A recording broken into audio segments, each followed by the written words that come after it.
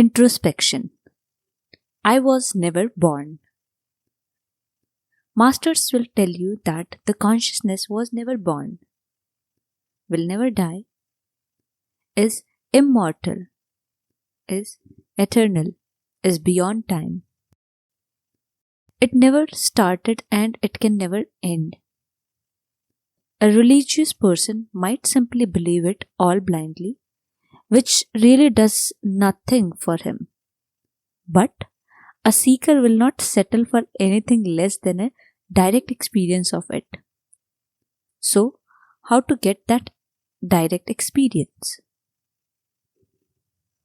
A direct experience is always self-evident, clear, logical, brutally honest, and lacks any belief or assumptions. If your experience is polluted by concepts, ideas, beliefs, assumptions, fluffy unicorn stories, bookish stuff, or testimony of others, etc., it is not the direct experience. It is a fantasy.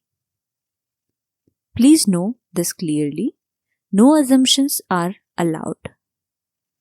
There are 4 ways to know the answer to this question: self-inquiry, realization that time is non-existent, realizing that you do not change, and witnessing death and birth directly.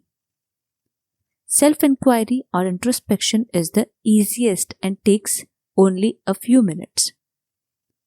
Experiencing non-existence of time needs a very calm mind and can watch how time gets created out of eternal now. But once you see this, you have the answer, because birth and death happen in time and are therefore non-existent. Death or birth are nothing but change. And if you see that you never change, it follows that you will remain the same, never die, and will be never born. 4th way is beyond my pay grade. I won't even attempt to write about it. So we will attempt the easiest way.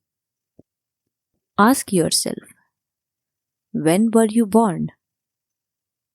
You will instantly get a date of birth. It's okay. It's not entirely false. Now try to go to the experience of birth which you think happened on that date. Well, most of us cannot get there.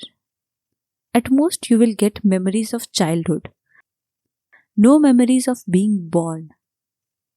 You can ask others, but remember, you are trying to know by your own direct experience. This is the rule of the game. Anyhow, others will tell you that you were indeed born and they saw it with their own eyes. But there is a catch. They saw only your body, a tiny one. And since you already know you cannot be a body and definitely not that tiny one, you cannot trust them. No one obviously saw your consciousness taking birth. If you are unsure, just ask them and see a puzzled look in their eyes. It's funny. Now you can say that you were born but you do not remember it. Note that this is an assumption. Do you remember that you ate potato chips 20 years ago on a particular date? If you don't, it's silly to say that you did eat them on that day. You just don't remember now. It's only your imagination. There is no way for you to know that. Past can be known only via memory, and you have no memory of birth. You can just shake your head at this point and say, I know I was born. I don't remember it. Don't have any experience of it. But since I'm here, It confirms that I was born, else I wouldn't be here. That's true. Your body was born and a mind was born out of millions of experiences since the birth of the body. Your memory is the proof. But you are not talking about body mind here. We are interested in self, the pure consciousness, the real you. Your body, mind, exists here, but where is you? Where is here? The assumption is that your existence implies a start. But we steer clear of assumptions. Perhaps it does. But then where is the evidence? A seeker demands evidence. But perhaps you are right. You just forgot that you were born. Happens. We forget useless things fast. Now your mind is really challenged and you will probably say, I was simply unconscious when I was born. I become conscious later and then memories started forming. A very bad argument, you see. We are trying to get to the birth of consciousness, not of unconsciousness. Just ask yourself, how did the experience of unconsciousness birth looked like to you? What a silly question. If I was unconscious, there would be no experience. Yes, exactly. You don't have any experience of being born in unconscious state. So why would you just assume that? Ask yourself, how would any unconscious experience look like? You will find that there are no such experiences in your entire life. Unconscious state is only an assumption. You do not know any such state. It is merely social conditioning. All of our experiences involve consciousness. It is by necessity. Doesn't matter if you remember them or not. Okay, so now your mind can say, perhaps I was born, I do not remember it because the memories were not formed. Brain was still developing and any impressions got erased, but I was conscious at birth. Good thinking there. But think again. You will look like a fool if consciousness was already there while you were born, then it means consciousness was not born. It was already there witnessing the birth of a body. Now we shift to the person or identity. You are not the body, but perhaps you are the personality. The jumble of thoughts, emotions, history, likes or dislikes, names, jobs, and relations. A bit flimsy compared to a solid body, but maybe that's how things are. You may say, I am the mind. I think therefore I am. All very good, and you will find that the person gradually appeared as mind, received a barrage of life experiences.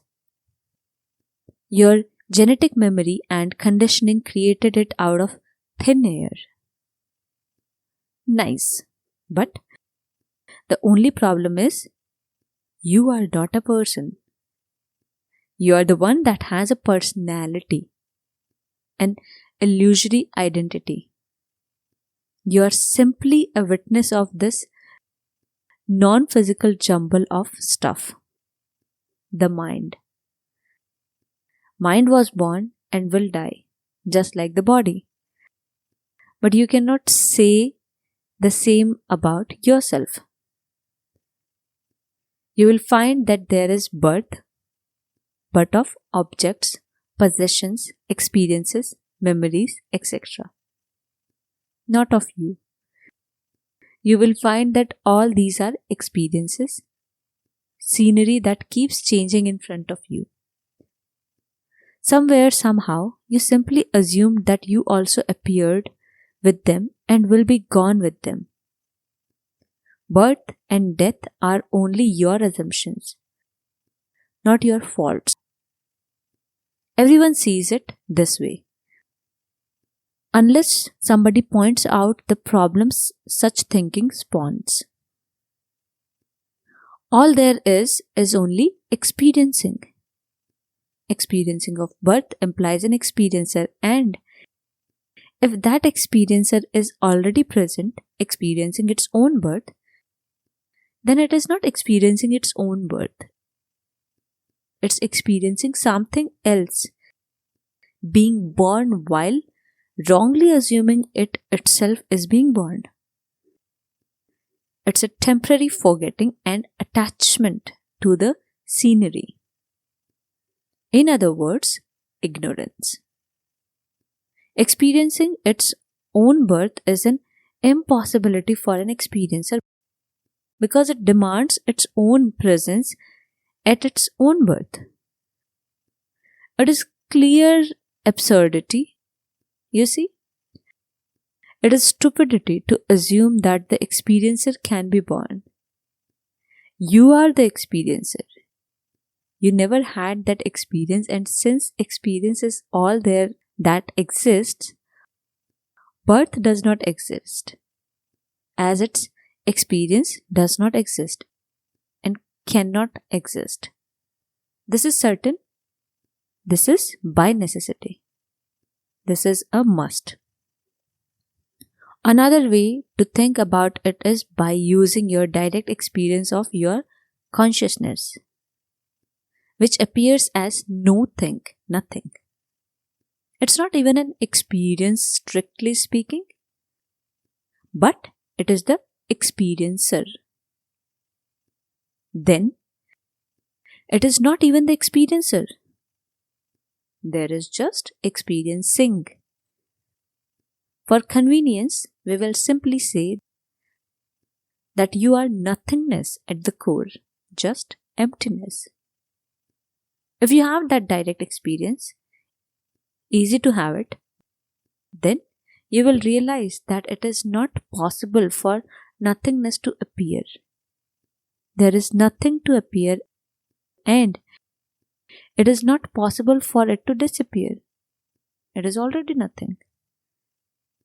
Well, that was a mind bender, but you will see that the mind stops here. It can't think now. And the concept of birth and death simply fall apart like a house of cards. They are meaningless. You have been applying meaningless concepts to yourself. You see it now clearly. There will be more questions and doubts your mind will throw at you. But you get the point. You will never find a clear evidence of your own birth, and by you, I mean the consciousness that you are essentially. No birth means no death. Only that which can take birth can die. This is by definition of death.